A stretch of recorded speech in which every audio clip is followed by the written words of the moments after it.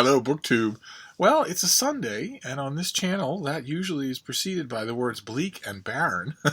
Usually, I complain that Sundays are bleak and barren because I get no mail. But not today, for two main reasons. First being that this week I got so much mail that Sunday actually feels a bit like a respite, a bit like a tiny reprieve from constantly getting up to take a stack of books from the post office. And also because this has been a fairly good Sunday. I've had passably good company, and I've spent the day in passably fun ways. It's been a rainy Sunday here. I know that I'm making this video on a not so barren, bleak and barren Sunday, but you won't be seeing it on Sunday because my internet tends not to work when it rains. I don't really understand why. But ordinarily on bleak and barren Sundays, I console myself with a tag, and there are some tags out there that I've been tagged on that I really like, but I don't need any consoling today. And one of you made a suggestion that I really liked, so I went with that instead. I don't think I'll do a tag today. I think I'll just wait. Especially since this all feels like shouting down a well. I know this isn't going to upload when it's raining. But I thought instead, once upon a time on this channel, I started doing a thing. I've started many regular features on this channel. I love regular features, but I just don't give them the attention they deserve. And once upon a time, I started a regular feature that centered around a BookTube term. One of the only BookTube terms I really like. And that is a chunker, which is BookTube's way of referring to enormously long books. I started a series in praise of chunkers, where I picked a genre or a subject matter or a kind of chunker and just made some suggestions for you, because I love them. I love really long books for a really simple reason. There is an experience, a readerly experience that you all have. A lot of you love it. And I am no different. I absolutely love it too, and that is the experience of getting lost in a book, where it's a big enough and rich enough and textured enough thing so that you feel like you have entered into a world, like you've wrapped a blanket around yourself. And the problem is that I read roughly 150 pages an hour, and I do it for roughly 10 hours every day. So I take the dog outside to go to the bathroom. And then we come back inside, I have a glass of water, I sit down on my pillows on the bed, and I read a book. Literally in one sitting. Before I or she or anybody else has any needs of any kind. The reading experience is over. I'm in, through, and out. Unless it's a really complicated book, which sometimes happens, happened to me once today, or unless it's a very long book, in which case I can just lose myself in it. I can devote myself to it, and that feels great. That's why I like to praise chunkers, because they bring me closer to the normal reading experience that I hear about from everybody else, but so seldom experience myself. And the suggestion, one of you made a suggestion that I should do another in praise of chunkers video, and so I'm going to. And the suggestion was for my favorite genre, which is biography. And biography is, as a genre, prone to chunkers. And it makes sense if you decide you're going to write a biography of somebody and you chase down all the primary sources and you go to all the archives and you take a mountain of notes, especially if you're writing what's colloquially referred to as a life and times. So you're not just concentrating on the person, you're also giving sort of their environment. It makes sense when you're done with years of that kind of research. You want to convey as much of it as possible, which is why biographies tend to come in multiple parts. But I have a list here of 10 biography chunkers that I can honestly recommend. They are really, if you're in the mood for a chunker of a biography, you'll really like them. And for this list, I made a point of using two criterion to kind of make this a bit less predictable and also more doable. Criterion number one is that I'm not putting on this list any biographies that are in multiple parts. God knows there are innumerable on a whole multi-part biography of George Washington, a whole multi-part biography of Thomas Jefferson, multi-part biographies of the Duke of Wellington, or Kaiser Wilhelm or Prime Minister Pitt or any number of people. I'm not doing that. And I'm also shying away from the typical quartet who are usually the subject of chunker biographies: Franklin Delano Roosevelt, Hitler, Napoleon, and Jesus Christ. I'm shying away from those four as well, just for variety's sake, because each one of them has had multiple chunkers devoted to them. So instead, I'm going to give you just 10 book recommendations, basically, in the place of my usual whiny bleak and barren Sunday tag. And I've got the yoga book here, and I'm going to try to make the pictures behave. And we're going to start with one that is older and out of print and probably not of much interest to non-UK readers, but you never know. And that is this. This is J.C. Beaglehole, The Life of Captain James Cook. I don't know, it was probably 30 or 40 years ago that this was written, and it is magnificent. It's gigantic. All of these things are gigantic, some more than others. There are a couple of books on here that I myself would borderline not call a chunker. For me, a chunker has to be well up in the 1,100 page territory, or I don't. When I see booktubers making videos about chunkers and the books in question are 500 pages long, I don't know what to do. I smile indulgently. But Beaglehole's book on Captain Cook, there have been other biographies. None has ever come close. This is exhaustive, and he has such a wry, understated sense of humor throughout. Which is a characteristic that his subject certainly did not possess. So you have to wonder what that was like to read and to research and then write this book. I can only imagine what that must have been like. And then we go from a consummate explorer and man of action to someone who never did either, a writer. This is Zachary Leader's book, his life of Kingsley Amis. Which is, Kingsley Amis was a comic novelist and just a Euripidean failure as a father, and a towering drunk, and a fantastic letter writer. And this is Leader just sunk himself into Amis's life and wrote it all. And the thing is, despite all of Amis's flaws, he was never not interesting. And Leader knows that, and he brings that out in this long biography. And I might say, I don't know what kind of sweet tooth you all have for biographical chunkers, probably none. But if you do have a sweet tooth for them, and this doesn't satisfy you, I would also recommend, Zachary Leader also edited an equally huge, 1,000-page at least, collection of Kingsley Amis's letters that is fantastic. Just fantastic. You would if the subject interests you, it's one of the best letter collections that I've ever read. And then our next one here almost made the quartet.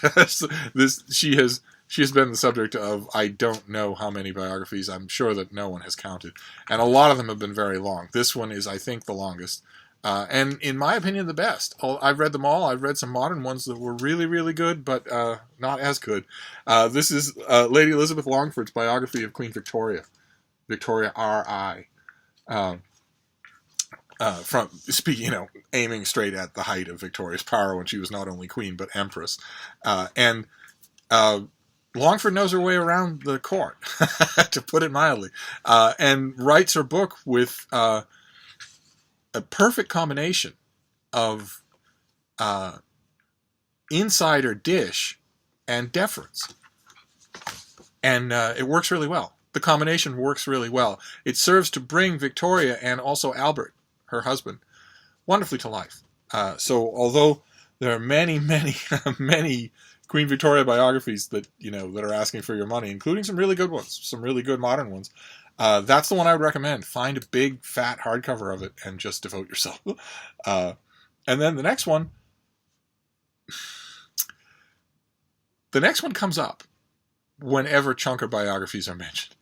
Even in the company of Napoleon and FDR, this book always comes up. And it comes up also still today in articles when people write for the Atlantic or Harper's about long books. This one comes up. I think because it's made a memorable impression on everybody who's read it, but It could be something else. I don't know. I strongly recommend it. It's this. It's Robert Caro's book about Robert Moses, the power broker, which is all about a rapacious building demolisher. Robert Moses remade the shape of New York City entirely to the detriment of New York City, and yet he built big, and he made big gestures, and he talked big, and so he makes a picaresque figure, and is so all throughout this book. Caro has written other big books. He wrote a gigantic book on Lyndon Johnson's time as leader of the Senate before he becomes president. That's wonderful. Master of the Senate is a wonderful book. But there's something about the power broker. I admit, I agree. I tend to agree when I see it on other people's lists and when I see people talk about. There's a kind of tone of a Band of Brothers tone, for want of a better term, for people who meet someone who meets another person who has read this book.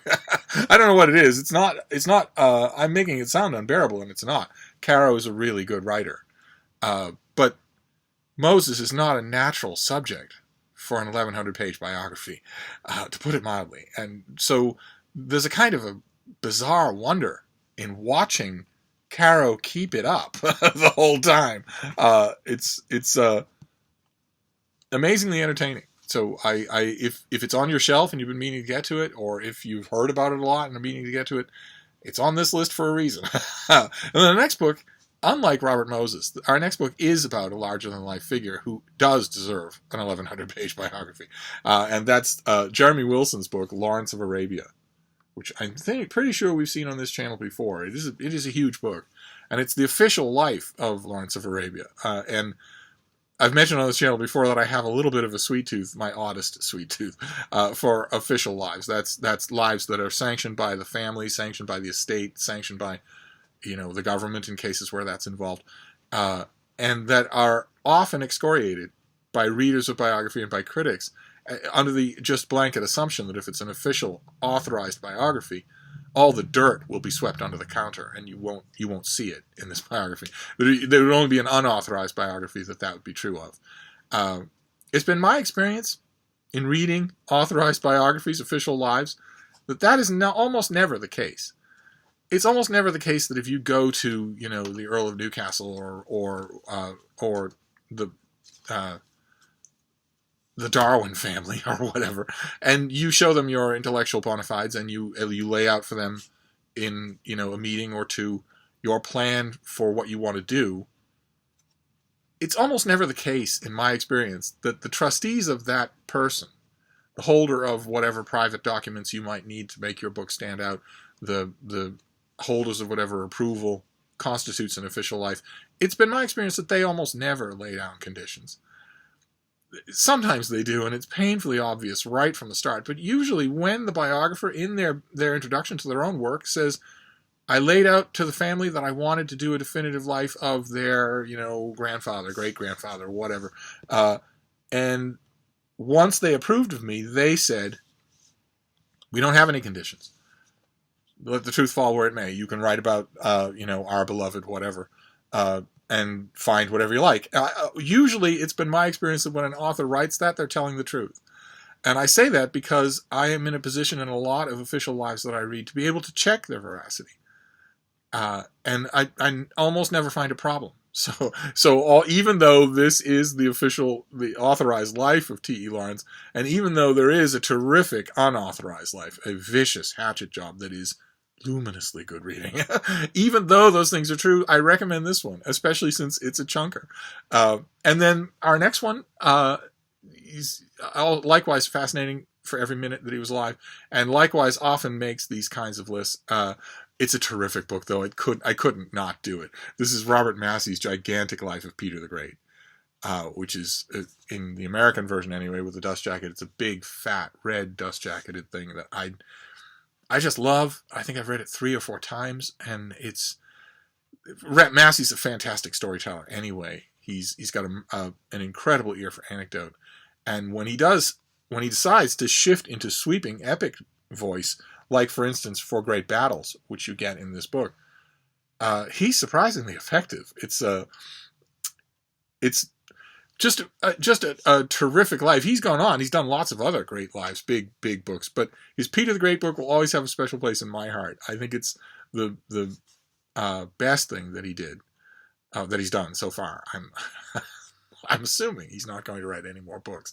I made that assumption once upon a time and was very much proven wrong. So I'm treading lightly.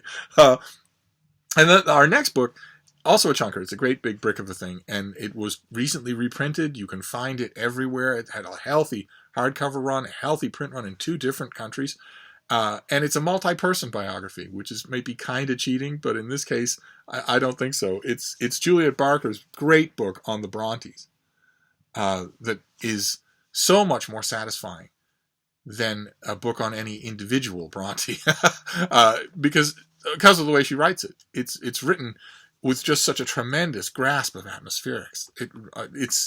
It's just amazing. I don't think that she's guilty of anything as kitschy as writing it like a Brontë novel, but some of that narrative sensibility just inevitably seeps through her book. It's just gripping. It is, in fact, the most gripping book on our list. You can read it for sheer entertainment value. And I've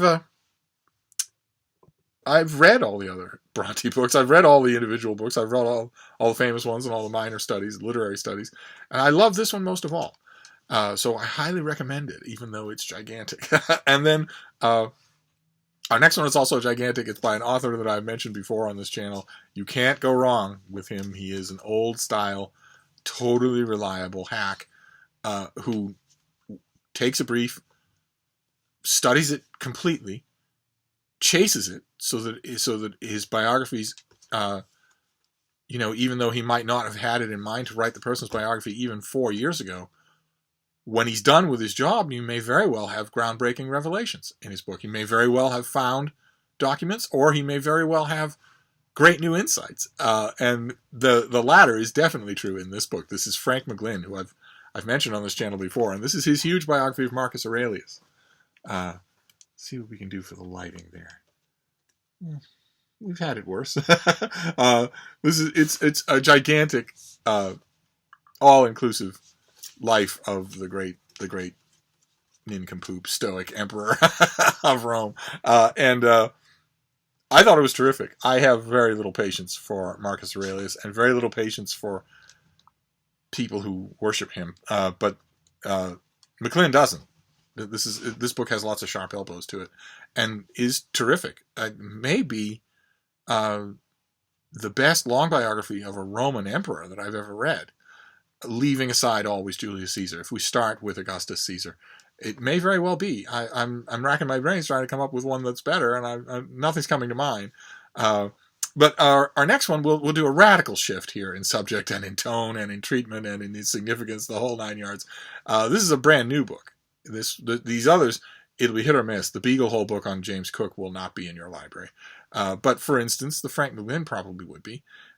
This one almost certainly will be, and it'll also be in your bookstore. I wrote about it, I reviewed it, I read it, and loved it. It's magnificent. This is Jeffrey Stewart's new biography of Alain Locke, the sort of unofficial grandfather of the Harlem Renaissance. This is the new Negro, and it's tremendous.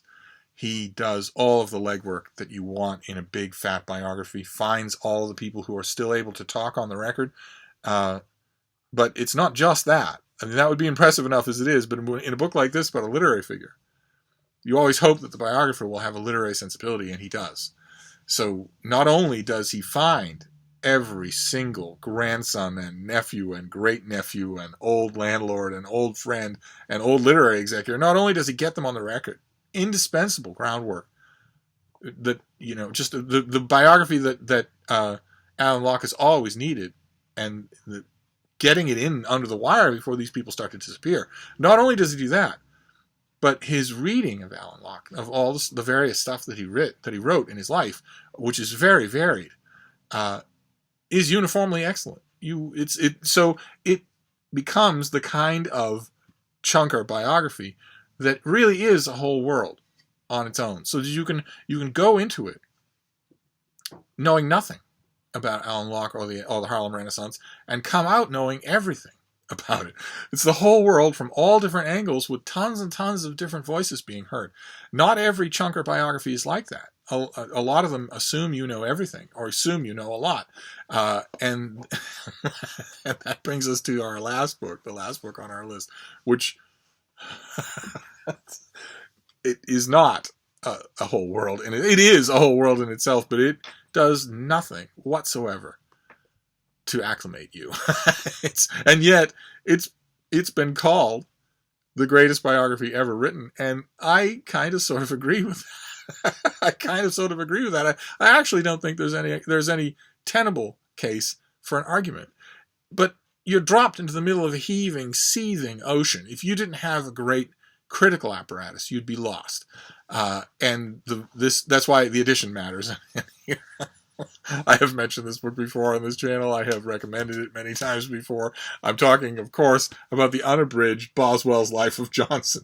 In this case, the Penguin Classic, which is a brick of a thing. It's not only is it taller than the normal Penguin Classic trade paperback, but it's 5 times as big. And it's crammed with terrific critical apparatus, just what you need to appreciate this work, this weird work where I don't even know, if you don't know Boswell's Life of Johnson, then it's hard to describe it to you. You think, if you come at it from the outside and you don't know anything about it, you think, okay, well, Boswell spent a little time with Johnson. Johnson was the most famous literary man of his day. Everybody knew it. Boswell knew it, and he knew that he could transmute the time he was spending with Johnson into a book. And that if he worked hard, he might make something of the book. Boswell had no history of working hard, and he had no history of literary ability or discretion of any kind, and yet he worked blazingly hard on the book and produced a masterpiece, a weird, almost unclassifiable masterpiece. If you look at it from the outside, you know all those things. You think, okay, well, Johnson was a famous literary man, Boswell spent some time around him, spent some time talking to people who knew him, and then presumably did research and wrote a life of him. But no, no, I don't think it occurred to Boswell there would ever come a time when everyone wouldn't already know who Dr. Johnson was. So his book is not the kind of biography that we've been talking about here. The Beaglehole Captain Cook that we started with literally starts with James Cook as a clerk boy, having no idea of the glories that are ahead of him, or the ignominies, or the horrible death. No idea at all. We start out with him as a nobody, dreaming about adventure. Boswell's Life of Johnson doesn't do that. So with the Penguin version, which is even better in my opinion than the great Oxford version, you really need to read the introduction first and keep track of the notes. Allow the book to help you to understand it, and then just savor the glories of Boswell. They're hard to describe. This is the worshipful and yet warts and all biography of a giant written by a toad who knows he's a toad, and as a result, I don't know.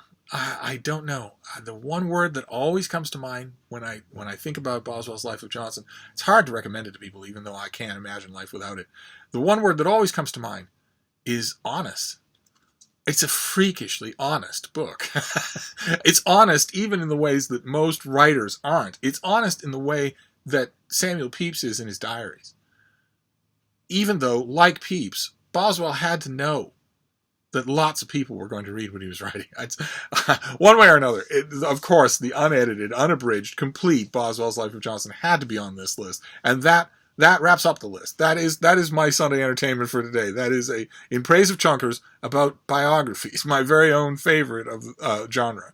And I'm going to wrap up for now, and I don't think, be making any more videos today, and there's a chance that I won't be making any videos tomorrow. It looks to me like factors are aligning and might prevent it. We'll see.